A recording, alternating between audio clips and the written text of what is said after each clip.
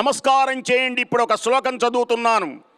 ఇవేటితో పాపాలన్నీ పోతాయి. ఓంకారం అమ్మవారి స్వరూపం. ఓంకార పంజర సుఖీ, అమ్మవారి యొక్క స్తోత్రం. ఓంకార పంజర సుఖీ, ఉపనిషదు ధ్యాన కేళి కలకంఠీ, ఆగమ విపిన మయూరీ, ఆర్యాం అంతర్విభావయే గౌరీ. అమ్మవారు ఓంకార స్వరూపం, అయ్యవారు కూడా ఓంకార స్వరూపమే.